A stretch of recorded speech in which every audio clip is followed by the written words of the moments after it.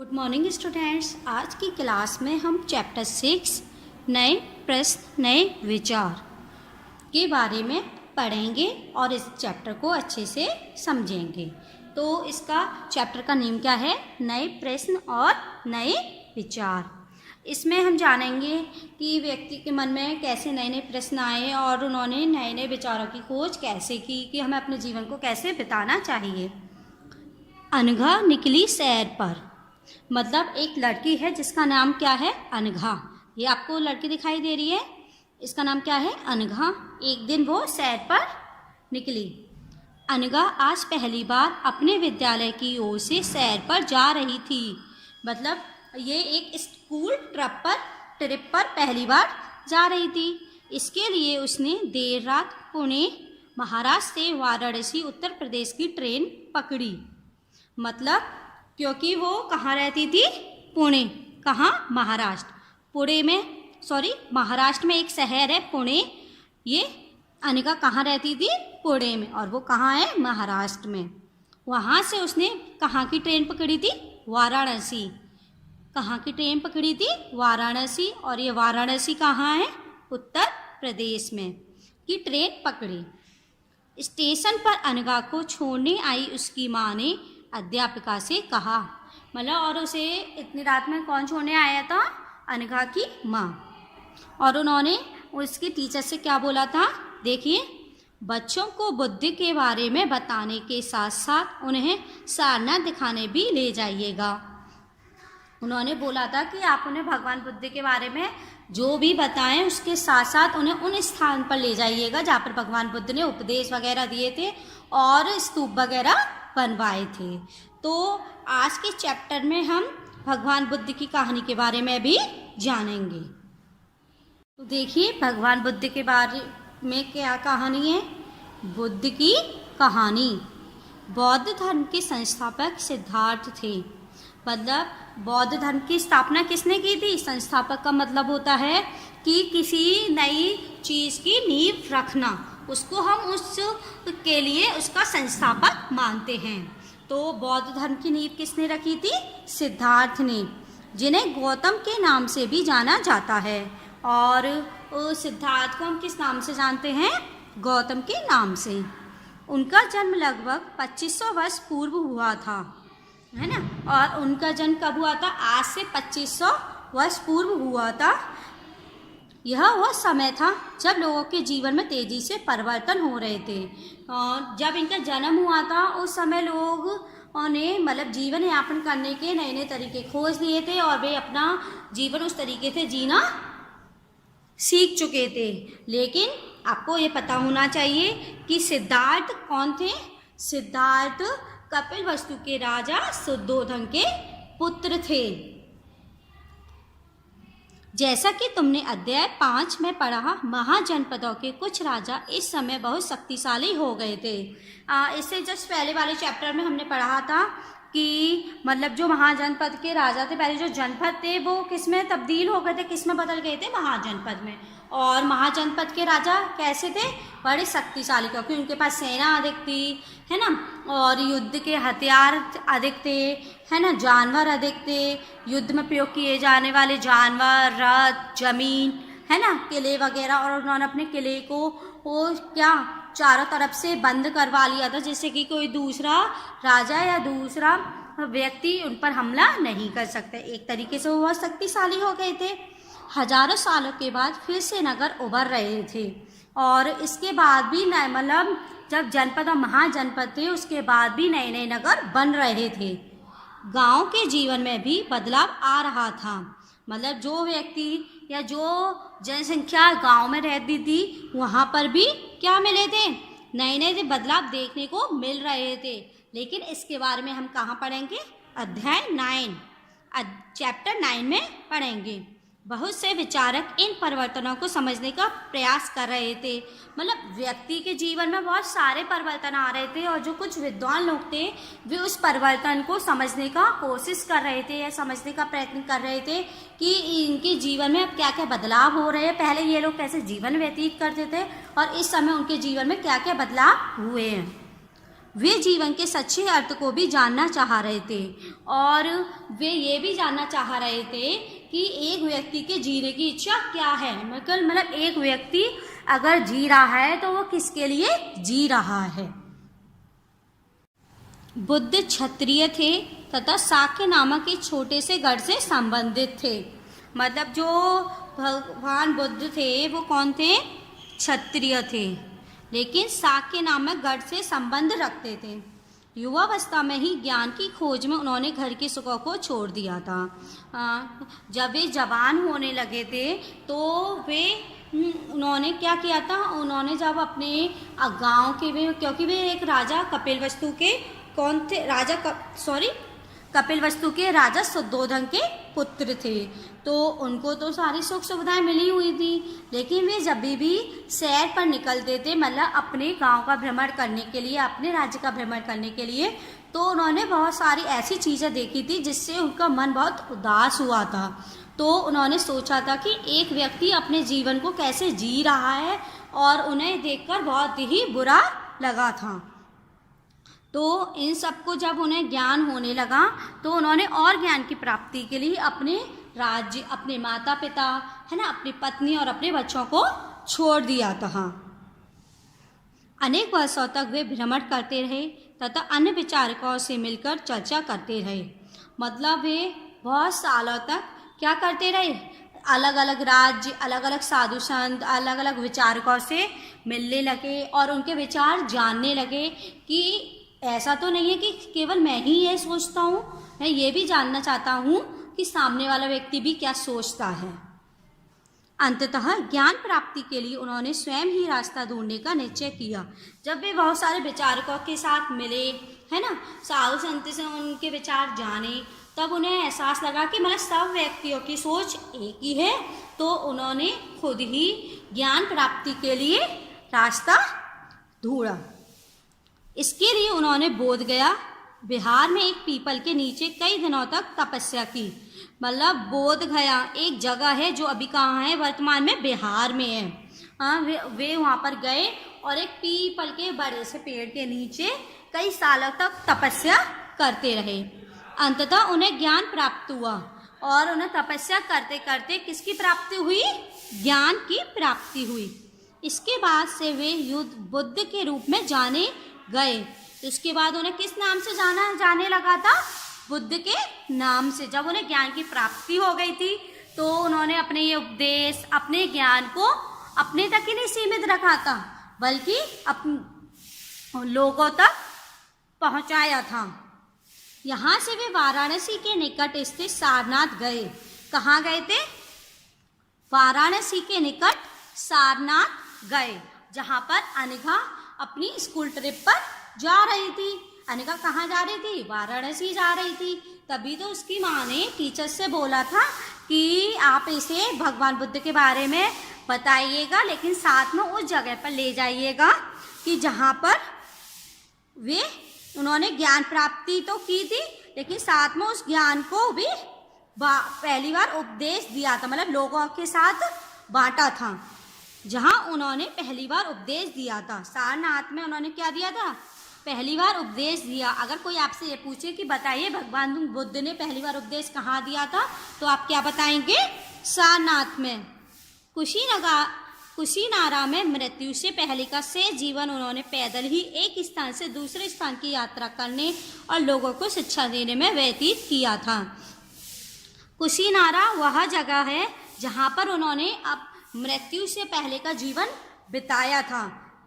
मतलब जब उनकी आयु हो गई तो उन्होंने अपना शेष जीवन, मतलब उनकी मृत्यु होने से पहले का जो थोड़ा सा जीवन उनका जो शेष रह गया था, उस जीवन को कहाँ बिताया था? कुशीनारा में बिताया था। और वो एक जगह से दूसरी जगह कैसे जाते थे? पैदल। कैसे जाते थे? पैदल ही जाते थे और लोगों को शिक्षा देने में देते थे। और वो क्या देते थे? लोगों को उपदेश देते थे। जो ज्ञान उन्होंने प्राप्त किया था उस ज्ञान को वे अपने दूसरे लोगों को बांटते थे, क्योंकि उनका क्या मानना था कि ज्ञान बांटने से बढ़ता है। बुद्ध के क्या उपदेश थे?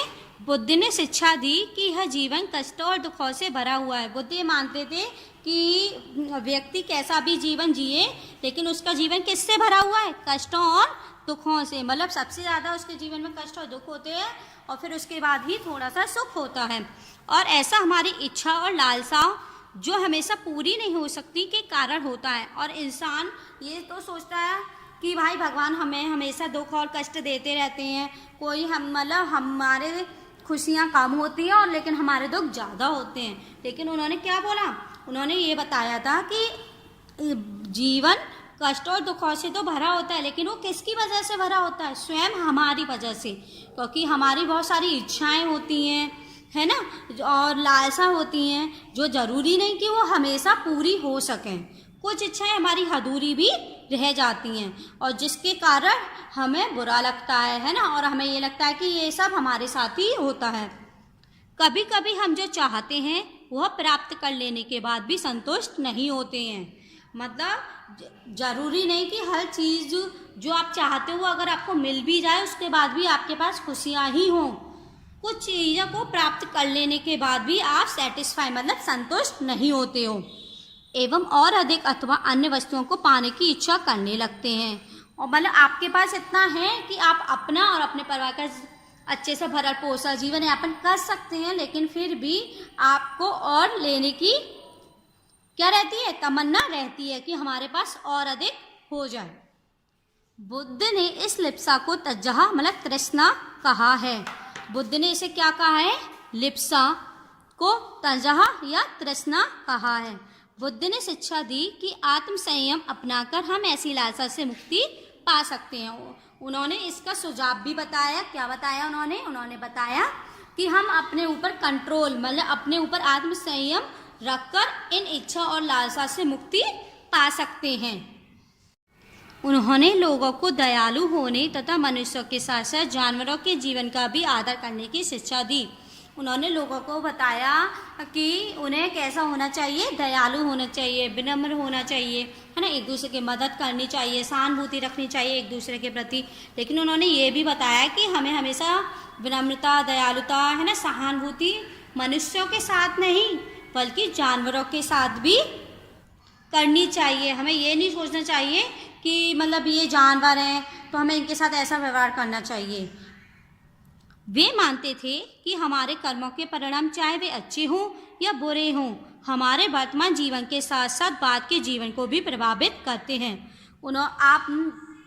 कुछ लोग ये मानते थे कि अगर इंसान अच्छे कर्म करता है तो उसका फल उसे यही मिलता है और कभी कभी बाद में भी मिलता है। लेकिन वो क्या कहते थे कि चाहे हम कितना भी अच्छा काम कर लें या कितना भी बुरा काम कर लें, उसका फल हमें अभी तो मिलेगा ही मिलेगा, लेकिन साथ में बाद के जीवन में भी उसका असर देखने को मिलता है। बुद्ध ने अपनी शिक्षा सामान्य लोगों की प्राकृतिक भाषा में दी और बुद्ध ने जो अपने उपदेश वगैरह दिए थे, जो शिक्षा दी थी, वो किस भाषा में दी थी, प्राकृत भाषा में दी थी। इससे सामान्य लोग भी उनके संदेश को समझ सकें। मतलब उस समय जो प्राकृत भाषा चलती थी, उन्होंने उस भाषा में उपदेश दिए थे कि ताकि वे जिन लोगों को उपदेश दे रहे हैं वो उन उपदेशों को समझ सकें और अपने जीवन में ग्रहण कर सकें। बुद्ध ने कहा कि लोग किसी शिक्षा को केवल इसलिए नहीं स्वीकार करें कि यह उनका उपदेश है। उन्होंने ये बोला था कि ये लोग ये केवल ये नहीं सोचे कि ये सामने संत बैठे हैं और ये उपदेश दे रहे हैं तो हमें इसे स्वीकार कर लेना चाहिए, बल्कि वे उसे अपने विवेक से मापें, बल्कि वे उसके बारे में सोचें, समझें और उसे परखें कि सामने वाला व्यक्ति अगर बोल रहा है तो वो किस उद्देश्य से बोल रहा है और हमें इसका पालन करना चाहिए या नहीं करना चाहिए। उन्होंने ऐसा किस प्रकार किया, मतलब अब हमें इसमें अब हम आगे जानेंगे कि उन्होंने ये सब कैसे और किस प्रकार किया। देखिए, ये आपको एक इमेज दिखाई दे रही है, एक पिक्चर दिखाई दे रही है। इसका क्या नाम है, सारनाथ स्तूप। क्या नाम है, सारनाथ स्तूप। इस इमारत को स्तूप के नाम से जाना जाता है। इस इमारत को हम किस नाम से जाना जाता है, स्तूप के नाम से जाना जाता है। यहीं पर बुद्ध ने अपना सर्वप्रथम उपदेश दिया था। और अभी इस बात को हमने जाना है कि भगवान बुद्ध ने अपना सबसे पहला उपदेश कहाँ दिया था, सारनाथ में दिया था। इसी घटना की स्मृति में यह स्तूप का निर्माण किया गया था। ठीक है, और जब उन्होंने पहला उपदेश सारनाथ में दिया था, इस घटना को और यादगार बनाने के लिए यहाँ पर एक स्तूप की स्थापना की गई थी और जिसको क्या नाम दिया गया था, सारनाथ स्तूप। अध्याय 11 में तुम इन स्तूपों के बारे में और अधिक पढ़ोगे और चैप्टर 11 में हम इसके बारे में और अधिक जानकारी प्राप्त करेंगे। देखिए, किस्सा गौतमी की कहानी क्या है? किस्सा गौतमी की कहानी मतलब कि भगवान बुद्ध ने किस प्रकार किया था, इसके बारे में हम जानेंगे। तो इसमें हम किसकी कहानी पढ़ रहे हैं? किस्सा गौतमी की कहानी। यह बुद्ध के विषय में एक प्रसिद्ध कहानी है, मतलब ये भगवान बुद्ध के बारे में और जानकारी प्राप्त करने के लिए एक बहुत अच्छी कहानी है। एक समय की बात है, किस्सा गौतमी नामक एक स्त्री का पुत्र मर गया था। मतलब एक पुराने समय की बात है कि किस्सा गौतमी नामक एक स्त्री थी जिसका एक पुत्र था जो मतलब अपनी जीवन पूरा करने से पहले ही उसकी मृत्यु हो गई। इस बात से वह इतनी दुखी हुई कि वह अपने बच्चे को गोद में लिए नगर की सड़कों पर घूमकर लोगों से प्रार्थना करने लगी कि कोई उसके पुत्र को जीवित कर दे। मतलब उसको विश्वास ही नहीं हो रहा था कि उसके पुत्र की मृत्यु हो गई है। तो वो उसने अपने पुत्र को गोद में उठाया और नगर में घूमने लगी और सभी लोगों से ये प्रार्थना करने लगी थी कि कोई उसके पुत्र को कैसे भी करके जीवित कर दे। जब भगवान बुद्ध ने इसको देखा था तो वे बहुत एक दुखी हुए थे। एक भला व्यक्ति उसे बुद्ध के पास ले गया। जब उसे लग रहा था तो मतलब एक अच्छा व्यक्ति, मतलब एक भला व्यक्ति जिसने उसकी मदद की, तो वो उसे कहाँ ले गया था? भगवान बुद्ध के पास ले गया था। बुद्ध ने कहा, वो अब बुद्ध ने किस्सा गौतमी से क्या कहा था? तो ये देखिए, मुझे एक मुट्ठी सरसों के बीज ला कर दो। उन्होंने उस स्त्री से बोला कि तुम मुझे एक मुट्ठी सरसों ला कर दो, मैं तुम्हारे पुत्र को जीवित कर दूंगा। मतलब उन्होंने बोला कि तुम मुझे अगर एक मुट्ठी सरसों ला कर दोगे तो मैं तुम्हारे पुत्र को जीवित कर दूंगा। किस्सा गौतमी बहुत ही खुश हुई थी। किस्सा गौतमी बहुत प्रसन्न हुई, पर जैसे ही वो बीज लाने के लिए जाने लगी तभी बुद्ध ने उसे रोका और कहा, ये बीज एक ऐसे घर से मांग कर लाओ जहाँ किसी की मृत्यु ना हुई हो। उन्होंने ये बोला था किस्सा गौतमी को कि तुम मुझे एक मुट्ठी सरसों के बीज ला कर दो। तो उन्हें किस्सा गौतमी बहुत खुश हुई थी कि चलो ऐसा कोई व्यक्ति तो मिला जो उनके पुत्र को जीवित कर देगा। लेकिन जैसे ही वो सरसों के बीज मांगने के लिए जाने लगी तो बुद्ध ने उन्हें रोका और उनके सामने एक शर्त रखी। वो शर्त क्या थी कि तुम्हें मुझे एक मुट्ठी सरसों के बीज उस घर से लाकर देने होंगे जिस घर में किसी भी व्यक्ति की मृत्यु नहीं हुई हो। लेकिन आज के जीवन में या पहले के जीवन में ऐसा कोई भी घर नहीं था जहाँ पर किसी भी व्यक्ति की मृत्यु नहीं हुई हो। किस्सा गौतमी एक दरवाजे से दूसरे दरवाजे गई, लेकिन वहाँ जहाँ भी गई उसने पाया कि हर घर में किसी न किसी को पिता, माता, बहन, भाई, पति, पत्नी, बच्चे, चाचा, चाची, दादा या दादी की मृत्यु हुई थी, है ना। तो जब उन्होंने उन बुद्ध की शर्त सुन ली, है ना, तो वो उसके बाद भी सरसों के बीज लेने के लिए चली गई। जब वे नगर के एक घर से दूसरे घर जाने लगी तो उन्होंने देखा कि यहाँ पर हर घर में किसी न किसी की मृत्यु हुई है। किसी के पिता, किसी के माता, किसी के बच्चे, किसी की पति, किसी की पत्नी, है ना, किसी का भाई या किसी का बहन, चाचा, चाची, दादा या दादी, किसी न किसी एक की मृत्यु हुई है। वो बहुत दुखी हुई, तो उन्हें बहुत दुख हुआ। तब उनको एहसास हुआ कि मतलब वे क्या सोच रही थी। बुद्ध दुखी माँ को क्या शिक्षा देने का प्रयास कर रहे थे, ये कहानी मैंने अभी आपको समझाई है। और इसमें फिर आपसे एक क्वेश्चन पूछा गया है कि बुद्ध दुखी माँ को क्या शिक्षा देने का प्रयास कर रहे थे। तो बताइए कि बुद्ध दुखी माँ को क्या शिक्षा देने का प्रयास कर रहे थे। वो ये शिक्षा देने का प्रयास कर रहे थे कि ये जीवन और मरण इंसान के हाथ में नहीं है। अगर इंसान अच्छे कर्म कर जाता है तो उसका फल उसे अब नहीं तो बाद में ज़रूर मिलेगा। अगर बुरे कर्म करता है उसका फल अगर उसे आज मिल रहा है, अभी आज के समय में मिल रहा है, तो ज़रूरी ये नहीं है कि उसने सारे कर्मों का फल यही इसी जीवन में भुगत लिया। वो उसका फल बाद के जीवन में भी भुगतेगा। इतनी बात सभी को समझ में आई।